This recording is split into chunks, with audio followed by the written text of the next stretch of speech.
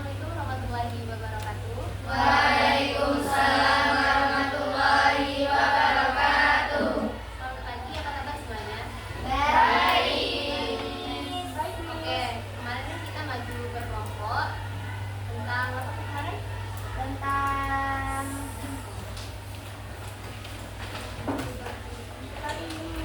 corak kehidupan dan hasil budaya manusia pada masa prakarsa di Indonesia. Oke, jadi bisa nggak satu orang maju ke depan untuk menjelaskan sedikit saja tentang materi kita kemarin? Ya. Oke, silakan lagi. Oke, silakan.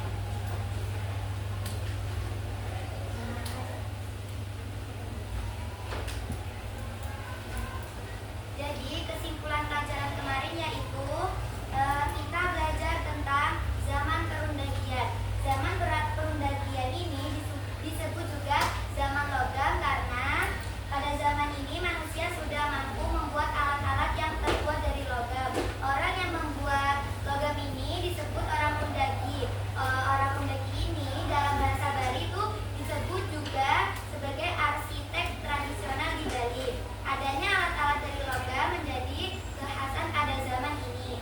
Siapakah manusia pada zaman ini? Mereka adalah gelombang kedua dari bangsa Melayu Austronesia.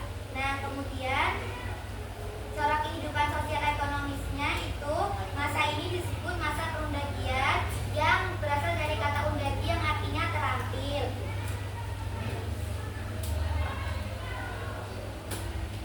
Oke, itu tadi ya tadi dari kesimpulan dari teman kita untuk materi kemarin. Jadi kita lanjutkan diskusi. Untuk kelompok lagi kan? Nah, jadi silakan lanjutkan untuk kelompok kemarin lancar ya. Nah, jadi silakan maju. Yang sudah siap? Ya, silakan.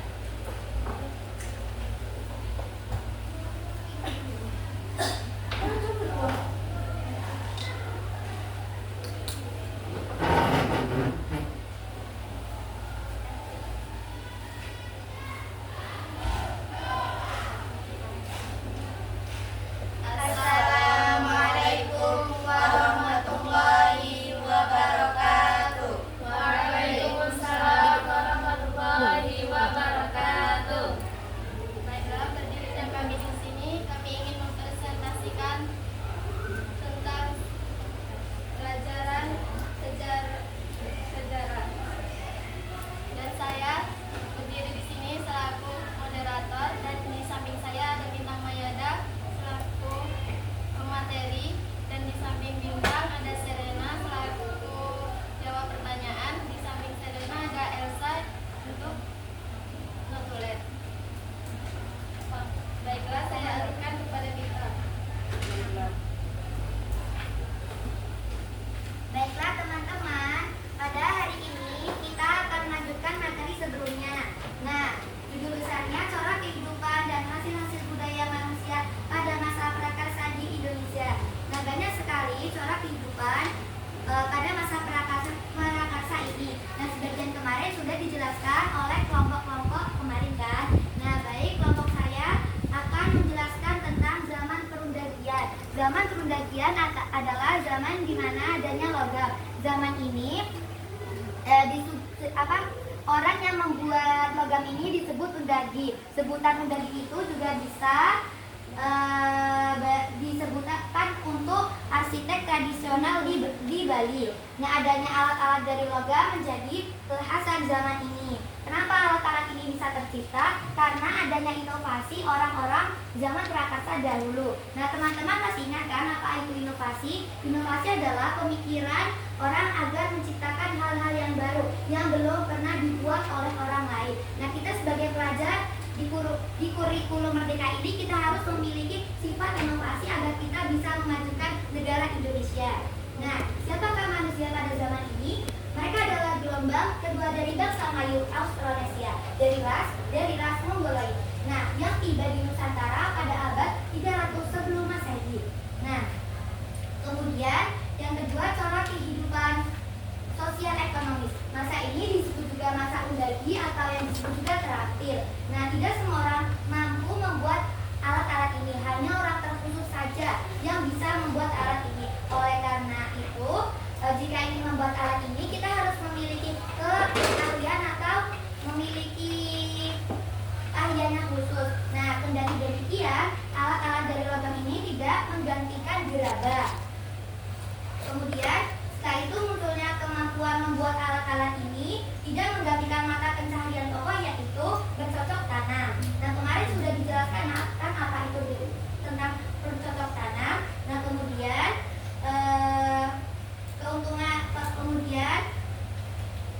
sementara itu penduduk Nusantara hidup secara menetap. Apa sih yang dimaksud dengan menetap itu? Menetap artinya yaitu tetap di situ, tidak berpindah kemana-mana. Nah, perdagangan dilakukan antar pulau di Indonesia dan antara kepulauan Indonesia dan daratan Asia Tenggara. Perahu bercandi memainkan peranan yang besar dalam hubungan-hubungan perdagangan ini. Nah, perdagangan dilakukan secara barter atau tukar menukar. Nah, barter ini sudah terjadi pada zaman Nabi Muhammad SAW. Nah, ada dua teknik membuat barang-barang dari logam, yaitu teknik cetak tuan dan teknik dua sepatu. Nah, keuntungan dari teknik cetak ulang yaitu benda yang diinginkan dapat mempunyai detail yang sempurna. Kemudian keuntungan dari teknik dua tampuk adalah cetakan dapat digunakan dua kali. Dalam masyarakat ini mulai tampak perbedaan golongan-golongan tertentu. Nah, seperti golongan pengatur upacara-upacara, adat istiadat, atau yang berhubungan dengan kepercayaan, petani, pedagang, serta membuat benda-benda logam, pandai logam ataupun gerabah. Hasil-hasil budaya, alat-alat dari logam perunggu. Berdasarkan temuan-temuan arkeologis, Indonesia hanya mengenal alat-alat dari perunggu dan besi. Nah, apa sih alat-alatnya? Yang pertama seperti neraka dan moko. Apa sih itu neraka? Neraka adalah produk Indonesia sendiri. Neraka tipe pejeng Bali yang berukuran kecil disebut moko atau mako. Moko banyak beredar di bagian timur Indonesia. Orang awam menyebutnya moko atau mako.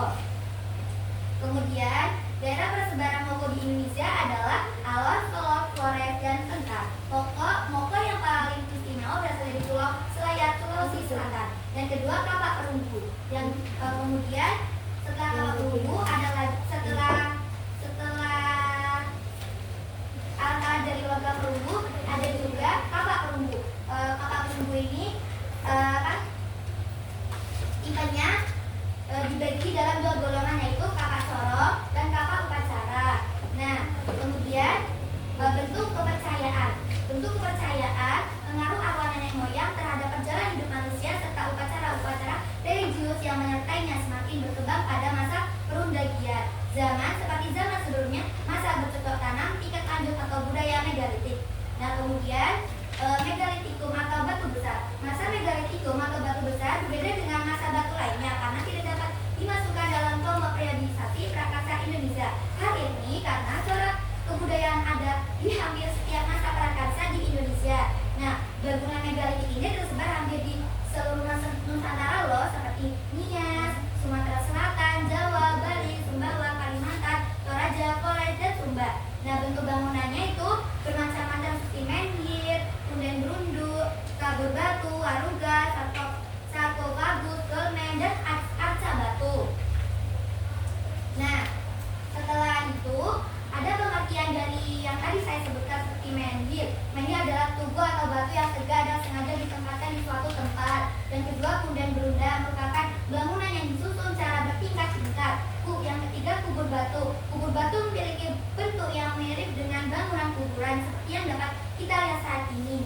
Dan kemudian yang keempat, waruga adalah kubur batu yang tidak memiliki tutup, banyak ditemukan di situs Gilimanuk, Bali. Kemudian yang kelima, sarkofagus adalah sejenis kubur batu tetapi memiliki tutup di atasnya. Yang keenam, dolmen. Dolmen merupakan bangunan megalitik yang memiliki banyak bentuk dan fungsinya.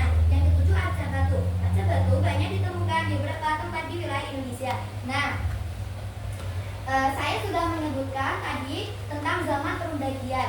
Nah, saya akan kembalikan lagi kepada moderator. Baiklah, dari penjelasan dari Bintang itu ada yang ingin ditanyakan? Baik, Mbak Aula. Saya dari kelompok Tolong dicatat ya yang pertanyaan. Saya dari kelompok 3 ingin bertanya. Kan halaman 72.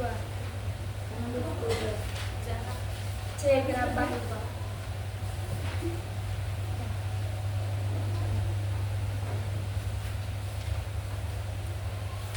Sudah.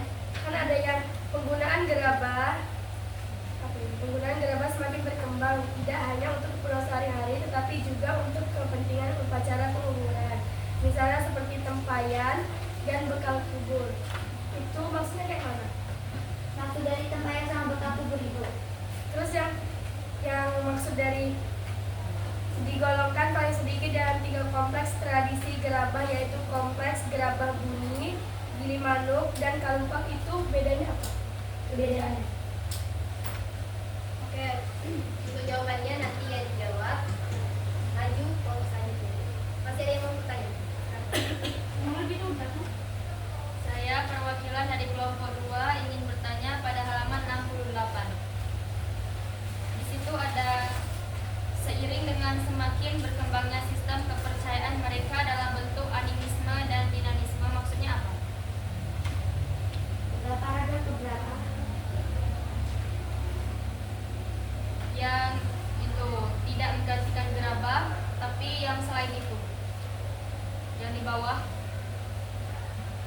Itu bentuk paragraf animisme dan dinamisme, paragraf keempat beda. di atas menetap, halaman 68.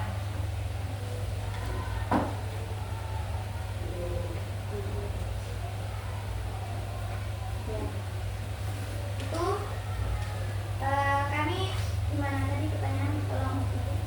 Apa maksud dari kepercayaan bentuk animisme dan dinamisme?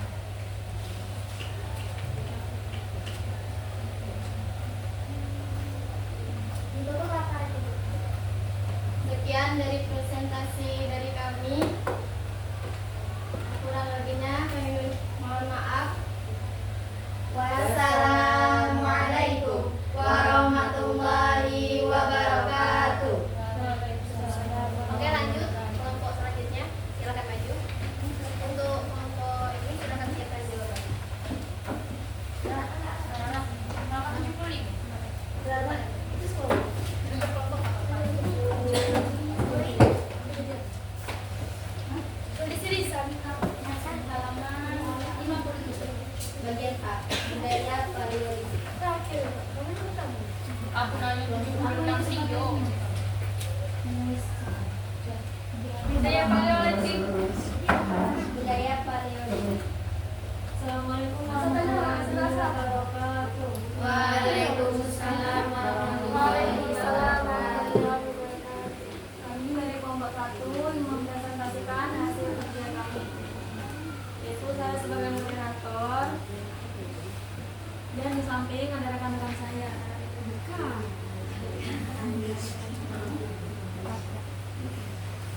Materi yang pertama akan disampaikan oleh Mbak Siti Nurhaliza. Nah, di sini Paleolitikum berarti purba dan litos berarti batu. Alat yang digunakan pada masa itu lebih utama dengan batu yang kasar. Manusia purba itu ditemu sekitar 12.000 tahun lalu. Temuan tulang manusia purba seperti Homo erectus itu lebih meyakinkan adanya mereka di Indonesia. Jenis manusia purba ada Meganthropus, Pithecanthropus, dan Homo. Penelitian ini dilakukan ahli paleontologi Belanda, yaitu Eugene Dubois tahun 1858 sampai 1940 dan G.H.R. van Peningswoldt tahun 1902 sampai 1982.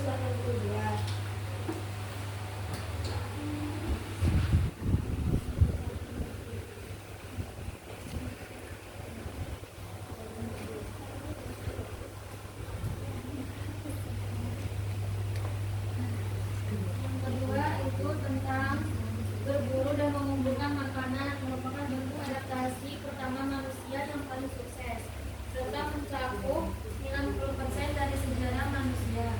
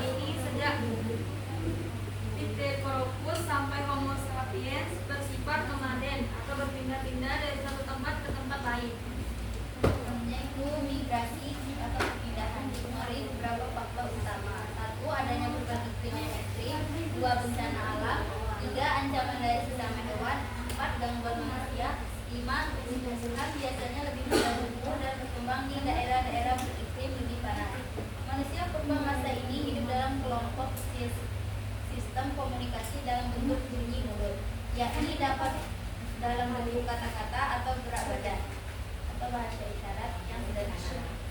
Hasil-hasil budaya, mereka tidak terburu-buru dengan tangan kosong, melainkan menggunakan alat tertentu. Alat-alat yang mereka gunakan seperti alat-alat dari batu, kayu, dan tulang hewan yang masih kasar. Tetapi mereka lebih banyak menggunakan kapak perimpas, alat serpi, dan alat-alat dari tulang.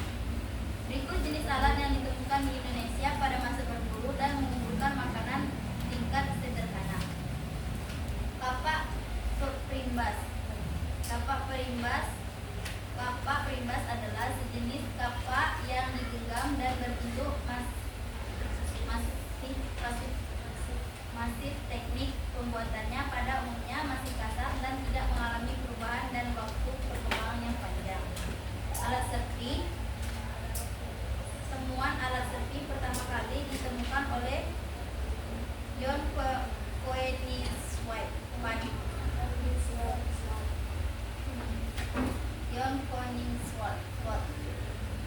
pada tahun 1934. Alat-alat dikumpulkan dari permukaan tanah barat, laut desa Ngubung, Sragen, Jawa Tengah. Alat tulang. Pembuatan alat-alat tulang sementara ini hanya diketahui di Ngandong sebagai unsur yang ditemukan dalam konteks Pithecanthropus solensis dan alat-alat lain yang dibuat dari tanduk, serpi, dan batu-batu liar. Apakah ada yang ingin bertanya? Yang pada Mbak Siren? Di situ pada halaman 54, manusia purba jenis Meganing itu. Nah, apa perbedaan dari manusia purba Meganthropus, Pithecanthropus, dan Homo?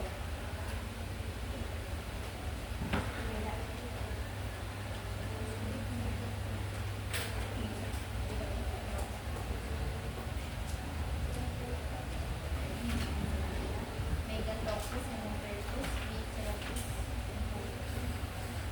Empat ya? Ada empat. Yang pasti paling atas kan? Meganthropus atau Homo erectus, Pithecanthropus, dan apa ya?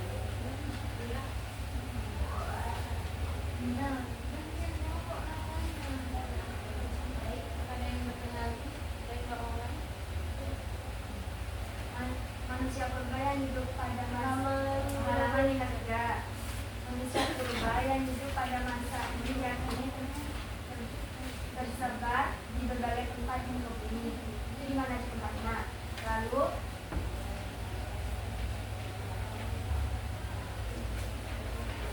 Lalu dengan alat apa manusia purba berburu untuk mengumpulkan makanan?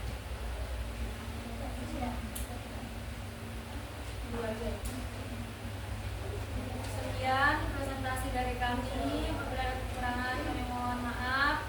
Wassalamualaikum warahmatullahi wabarakatuh. Waalaikumsalam warahmatullahi wabarakatuh. Baik, silakan maju yang menjawab pertanyaan minggu kemarin. Boleh? Saya Miss.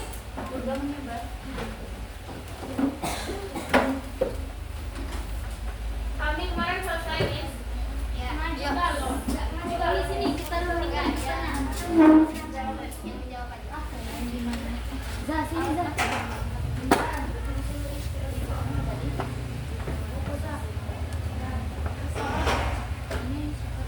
Assalamualaikum warahmatullahi wabarakatuh. Waalaikumsalam warahmatullahi wabarakatuh. Saya dari kelompok 3 akan memberi jawaban dari pertanyaan yang kemarin.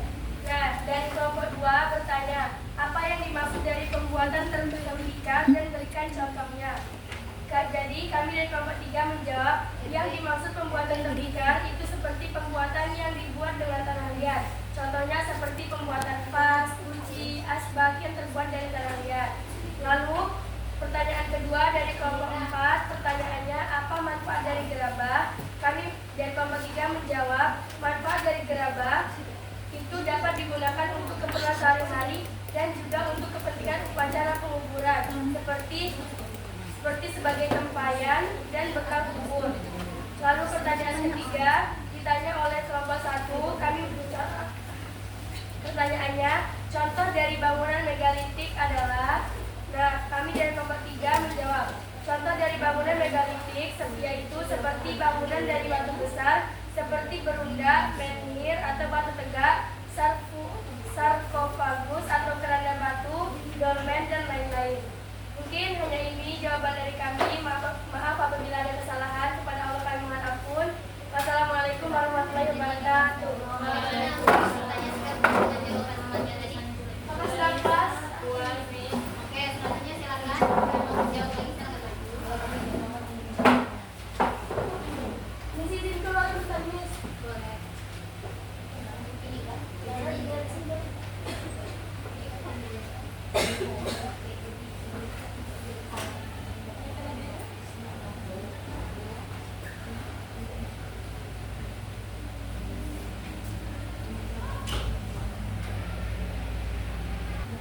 Oke, silakan lanjutkan diskusi untuk mencari jawabannya.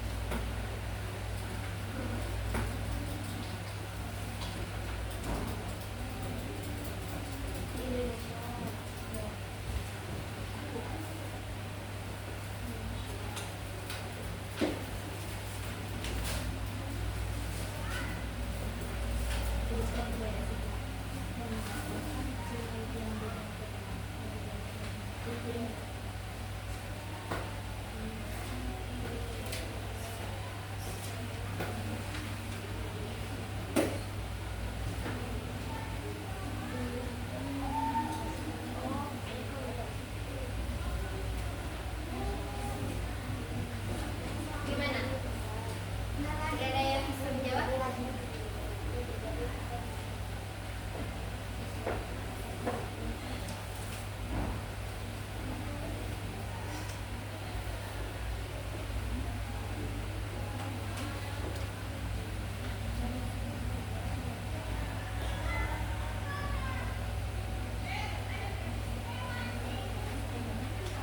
Kita istirahatnya jam berapa? 9.45. Oh, bentar lagi. 1 menit lagi berarti.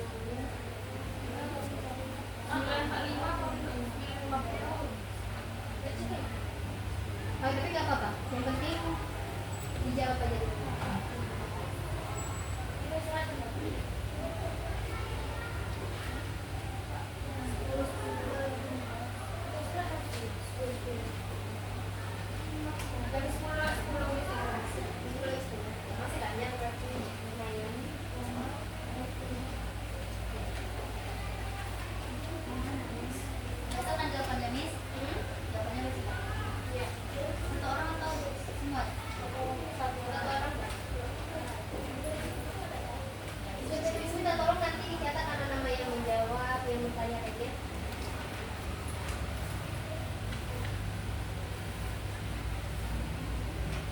Baiklah, saya kelompok 1 akan membacakan jawaban atas pertanyaan Mbak Siren dan Pak Maula. Pertanyaan Mbak Siren, apa perbedaan masuk Meganthropus atau Homo erectus, Pithecanthropus dan Homo? Kalau Meganthropus atau Homo erectus itu hidupnya sekitar 2 juta hingga 1 juta tahun yang lalu, memiliki badan tegap dan hayat kuat, memiliki tonjolan kuning dan tonjolan belakang yang kuat, tidak memiliki dagu, masih mengumpulkan makanan, pemakan buah dan umbi-umbian. Kalau Pithecanthropus itu tinggi badan sekitar antara 165 sampai 180 cm, dengan tubuh dan anggota badan tegak. Alat-alat tubuhnya juga tidak sekuat Homo erectus, geraham besar, rahang kuat, dagu belum ada, hidung lebar, perkembangan otak belum menyamai Homo, perkembangan kulit otak masih kurang, volume otak berkisar antara 750 sampai 1300 cc. Kalau Homo, tinggi badan sekitar 170 cm, volume otak sekitar 1550 sampai 1650 Celcius, bermuka lebar dan hidung lebar, tetapi rata, rahang bawah dan gigi berukuran besar. Pertanyaan dari Mbak Maula, di mana tempat manusia purba menyebar dan alat apa untuk mencari makanan? Manusia purba di muka bumi menyebar ke berbagai tempat di dunia. Namun manusia purba diyakini banyak tersebar di Indonesia, dan untuk mencari makanan alat yang digunakan adalah kapak keribas, alat sempit, dan alat rumah. Terima kasih. Bagaimana yang dijawab? Bagaimana kelompok?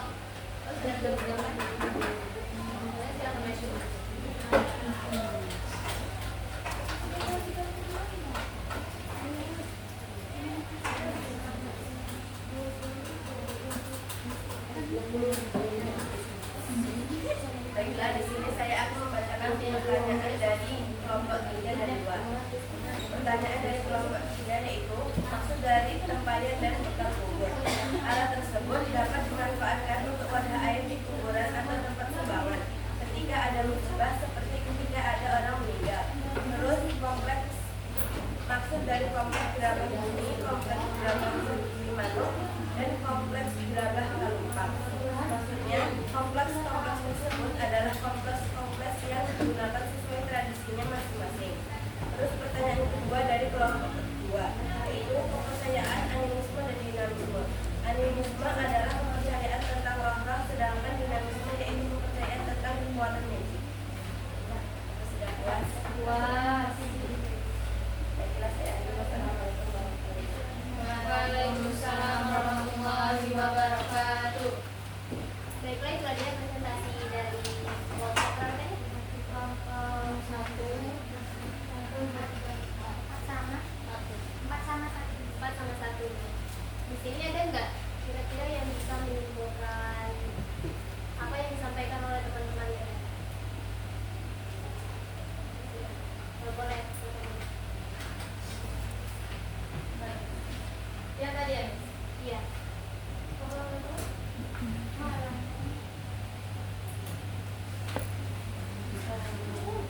Simpulkan secara singkat saja. Oh iya, tadi kan bisa minta tolong satu orang menjelaskan nama yang bertanya sama yang menjawab. Siapa tadi?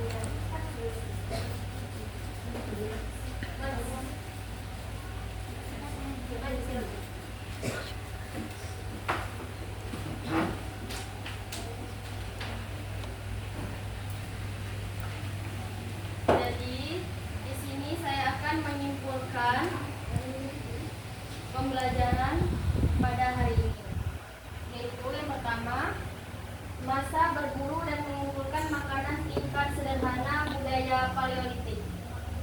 Jadi 1, gambaran umum, apa, kapan, dan siapa. Zaman ini disebut zaman batu tua atau Paleolitikum dari bahasa Yunani Paleios yang berarti purba dan litos yang berarti batu.